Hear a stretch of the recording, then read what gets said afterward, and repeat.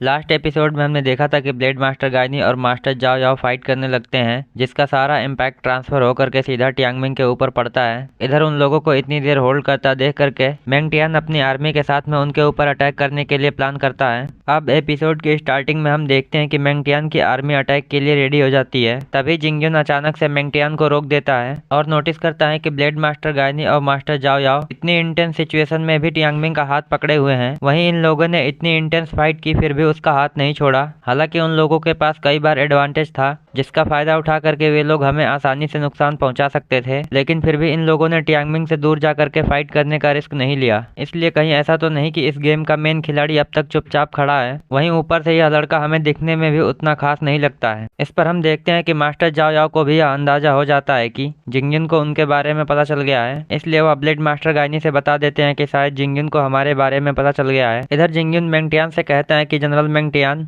मेरे ख्याल से अभी आपको थोड़ी देर इंतजार करना चाहिए क्योंकि असली शो तो अब स्टार्ट होने वाला है। इसके बाद हम देखते हैं कि जिंगयुन डेथ प्रिस्टेस और साओ सीमिंग के साथ में एक अटैक को प्रिपेयर करना स्टार्ट करता है, जिसमें हम देखते हैं कि ये तीनों लोग कुछ ज्यादा ही अपनी इनर स्ट्रेंथ का इस्तेमाल करते हैं, लेकिन फिर भी ब्लेड मास्टर गाइनी और मास्टर जाओ याओ इस अटैक को डिफेंड कर देते हैं। जिस पर हम देखते हैं कि अब फिर से इस अटैक का सारा इम्पैक्ट सीधा टियांगमिंग के ऊपर ट्रांसफर होना स्टार्ट हो जाता है। इधर साओ सीमिंग और डेथ प्रिस्टेस लगातार अपनी इनर स्ट्रेंथ का इस्तेमाल बढ़ाते जाती हैं, जिस पर हम देखते हैं कि अब टियांगमिंग की हालत बहुत ज्यादा खराब होने लगती है, जिसे देख करके मिस जिनू कहती है कि इस समय टियांगमिंग कुछ ज्यादा ही तेजी से डिहाइड्रेट हो रहा है। तब गाओ जियानली बताता है कि एक्चुअल में यिन यांग स्कूल के टॉप 3 एक्सपर्ट्स एक साथ मिलकर के एक ज्वाइंट अटैक को लॉन्च कर रहे हैं, जिसका इम्पैक्ट इन लोगों के पिछले अटैक से सीधा 2 गुना ज्यादा है। इस पर हम देखते हैं कि यह सुनते ही डाओजी हैरान हो जाता है क्योंकि इस बार यिन यांग स्कूल का अटैक लगभग 32 गुना ज्यादा पावरफुल हो गया था। वहीं इधर हम देखते हैं कि बाहर अभी भी सभी लोग उनके अटैक को डिफेंड कर रहे होते हैं। तब गाओ जियानली बताता है कि इस समय टियांगमिंग को बेहिसाब दर्द हो रहा है क्योंकि हम ऐसा कह सकते हैं कि वह हमारे सातों एम्पायर के सबसे क्रूएलेस्ट पनिशमेंट, जिसमें हम किसी इंसान को 5 तरफ से पकड़ करके उसके बॉडी पार्ट्स को उखाड़ देते हैं। इसलिए सिर्फ यहाँ पर अंतर इतना है कि टियांगमिंग के बॉडी पार्ट उखड़ने के बजाय यह दर्द अंदर की तरफ हो रहा है। यह सुन करके टेइचुई कहता है कि अगर ऐसा ही चलता रहा तो टियांगमिंग की बॉडी इतना प्रेशर बर्दाश्त नहीं कर पाएगी। तभी हम देखते हैं कि उस अटैक को डिफेंड करते हुए मास्टर जाओ याओ कहते हैं, जिंगयुन ने इस तरह के कंबाइन अटैक को प्रिपेयर किया है, जिसका मतलब यह है कि उसे पता चल गया है कि हम दोनों के अंदर कोई इनर स्ट्रेंथ नहीं है, जिसकी वजह से हम लोग टियांगमिंग से दूर जा करके अटैक नहीं कर सकते हैं। इस पर ब्लेड मास्टर गाइनी कहते हैं कि शायद अब हम लोग और फाइट नहीं कर सकते हैं क्योंकि अगर ऐसा ही चलता रहा तो टियांगमिंग की बॉडी इतने ज्यादा इनर स्ट्रेंथ के प्रेशर को बर्दाश्त नहीं कर पाएगी। इधर शायू भी इस अटैक के प्रेशर को देख करके सोचता है इस समय इन तीनों लोगों के कंबाइन अटैक में इतनी ज्यादा पावर है कि किसी भी इंसान की बॉडी इस पावर को बर्दाश्त नहीं कर सकती है, इसलिए अब यह तय है कि टियांगमिंग इसे झेल नहीं सकता है। इधर हम देखते हैं कि अब टियांगमिंग ब्लीड करने लगता है, जिसे देख करके डेथ प्रिस्टेस और साओ सीमिंग अपने इनर स्ट्रेंथ की पावर को और बढ़ा देती हैं। इसलिए यह देख करके ब्लेड मास्टर गाइनी और मास्टर जाओ याओ टियांगमिंग के हाथों को छोड़ देते हैं, जिस पर हम देखते हैं कि मास्टर जाओ याओ ब्लेड मास्टर गाइनी और सायू को उनका अटैक लग जाता है। वहीं इन लोगों को यह भी पता चल गया होता है कि अब ये लोग हार गए हैं। वहीं अंदर से डाओजी परेशान होकर के कहता है, हम लोग इतनी बुरी तरह से फंसे हुए हैं इसलिए हमें भी बाहर चल करके फाइट करना चाहिए। पर हम देखते हैं कि गाओ जियानली उसे रोक देता है। तब मिस जिनू डाओजी को बताती हैं कि अभी हमें बाहर नहीं जाना चाहिए क्योंकि तुम देखो टियांगमिंग अभी भी खड़ा है। इस पर हम देखते हैं कि टियांगमिंग अभी भी खड़ा होता है, जिस पर जिंगयुन कहता है कि मेरे ख्याल से दाओइस्ट स्कूल, ब्लेड मास्टर गाइनी और चू एम्पायर की जियांग फैमिली ये तीनों एक साथ यिन यांग स्कूल से हार गए हैं। इस पर मेंग टियान कहता है, लॉर्ड जिंगयुन आपने सही कहा था, यह सब कुछ तो बिल्कुल देखने लायक था। वहीं हम देखते हैं कि टियांगमिंग दर्द की वजह से बुरी तरह से कांप रहा होता है, लेकिन फिर भी वह हार नहीं मानता है। जिस पर जिंगयुन कहता है कि एक्चुअल में मैं इस लड़के को लेकर के बहुत ज्यादा क्यूरियस हूँ क्योंकि इस लड़के ने अकेले ही ब्लेड मास्टर गाइनी और मास्टर जाओ याओ को सपोर्ट करते हुए इतनी देर तक हम तीनों लोगों के कंबाइन अटैक को बर्दाश्त कर लिया है, जिसकी वजह से मुझे भी थोड़ी देर के लिए लगा था कि मेरा ट्रैप बेकार गया है।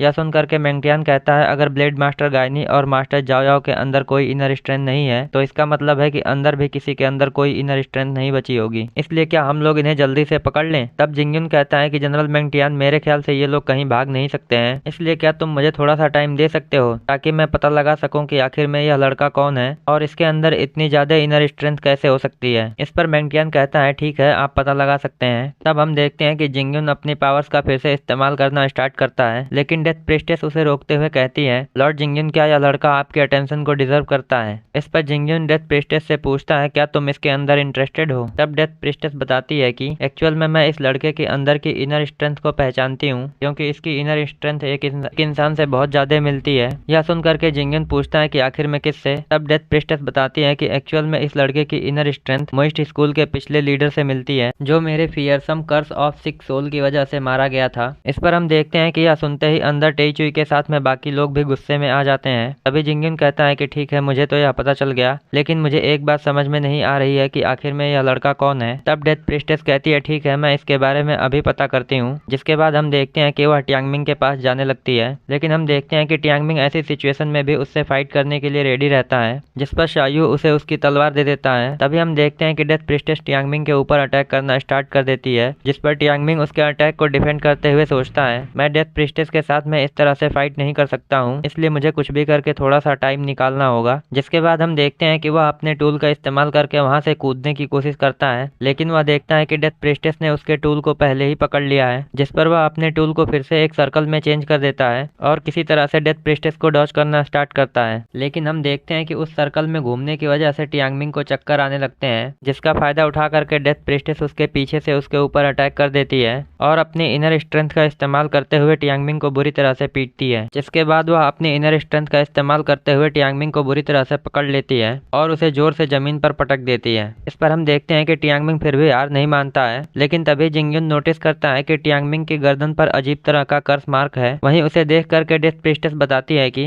यह कर्स मार्क तो हमारी लेडी युनसेन का है। तब जिंगयुन सोचता है कि आखिर में इस लड़के के ऊपर हमारी लेडी युनसेन का स्पेशल कर्स मार्क है, इसलिए आखिर में यह लड़का कौन हो सकता है। वहीं डेथ प्रिस्टेस कहती है कि यह लड़का तो सच में बहुत ज्यादा इंटरेस्टिंग है। यह सुनकर के टियांगमिंग कहता है कि तुम लोग हमारे बेकार से दुश्मन हो, इसलिए मैं तुम लोगों को मुझे हराने नहीं दे सकता हूँ। इस पर हम देखते हैं कि टियांगमिंग के उठने से पहले ही डेथ प्रिस्टेस उसे जमीन पर पटक देती है। तब टियांगमिंग फिर से उठते हुए बताता है कि मेरे अंकल ब्लेड मास्टर गायनी ने कहा था कि एक्चुअल में स्ट्रॉन्ग पर्सन वह है जो अपने दोस्तों और फैमिली को सेफ फील करवाए। यह सुनकर के डेथ प्रिस्टेस गुस्से में फिर से टियांगमिंग को हवा में उठा करके पटक देती है, जिस पर टियांगमिंग सोचता है कि अब मेरी बॉडी में बहुत ज्यादा दर्द हो रहा है, लेकिन मैं फिर भी हार नहीं मान सकता हूँ, क्योंकि यहाँ पर इस समय कोई और फाइट नहीं कर सकता है, इसलिए मुझे कुछ भी करके खड़ा रहना होगा। वहीं डेथ प्रिस्टेस नोटिस करती है कि टियांगमिंग की इतनी बुरी हालत होने के बाद भी वह हार नहीं मान रहा है, इसलिए वह अपनी इनर स्ट्रेंथ का इस्तेमाल करते हुए फिर से टियांगमिंग को बहुत ज्यादा ऊपर ले जाती है और उसे टॉर्चर करना स्टार्ट कर देती है। वहीं टियांगमिंग को चिल्लाते हुए देख करके शायू चिल्लाता है कि तुम उसे छोड़ दो। तब हम देखते हैं कि डेथ प्रिस्टेस उतनी ऊंचाई से ही टियांगमिंग को छोड़ देती है, जिस पर टियांगमिंग सीधा जमीन पर आकर के बुरी तरह से गिरता है। इस पर हम देखते हैं कि टियांगमिंग की इतनी बुरी सिचुएशन देख करके सभी लोग परेशान हो जाते हैं, लेकिन हम देखते हैं कि टियांगमिंग अब बेहोश हो जाता है, जिस पर ब्लेड मास्टर गायनी सोचते हैं कि टियांगमिंग तुम हार नहीं मान सकते हो। तभी हम देखते हैं कि टियांगमिंग अपनी पुरानी बातों को याद करता है, जिस पर हमें एक फ्लैशबैक दिखाते हैं, जिसमें वह ब्लेड मास्टर गायनी से कहता है कि क्या आप मुझे अपनी टेक्निक सिखा सकते हैं ताकि मैं आपकी तरह एक स्ट्रॉन्ग पर्सन बन जाऊं। तब ब्लेड मास्टर गायनी बताते हैं कि किसी को जान से मारने का मतलब यह नहीं है कि तुम स्ट्रॉन्ग बन गए हो। जिसके बाद हम देखते हैं कि अब टियांगमिंग लगातार ट्रेनिंग करना स्टार्ट कर देता है, जिसमें उसे कई बार चोट भी लगती है। वहीं ब्लेड मास्टर गायनी भी उसे ट्रेन करने में उसकी हेल्प करते हैं, जिस पर वह उनकी स्किल्स को देख करके काफी ज्यादा हैरान होता है। दूसरी तरफ गाओ जियानली भी टियांगमिंग को ट्रेन करता है। तब टियांगमिंग उनकी हेल्प से अपनी स्वॉर्ड टेक्निक्स को ठीक करता है। इधर मैनेजर डिंग ने भी अपनी नाइफ की टेक्निक्स को उसे सिखाया होता है, इसलिए वह ब्लेड मास्टर गायनी से एक दिन पूछता है कि अंकल, अगर मैं आपकी जितना स्ट्रॉन्ग बनना चाहता हूँ तो मुझे कितना टाइम लगेगा। तब ब्लेड मास्टर गायनी बताते हैं कि अगर तुम टैलेंटेड होने के साथ में हार्ड वर्क करते हो तब भी तुम्हें मेरी तरह तलवार चलाने में लगभग 10 साल लगेंगे। इस पर हम देखते हैं कि यह सुन करके टियांगमिंग काफी ज्यादा हैरान हो जाता है। और इसी के साथ हमारा एपिसोड यहीं पे एंड होता है। I hope you guys like this video and subscribe my channel. और अगर आपने लास्ट एपिसोड ना देखा हो तो लेफ्ट वाली वीडियो पर क्लिक करके देख सकते हैं।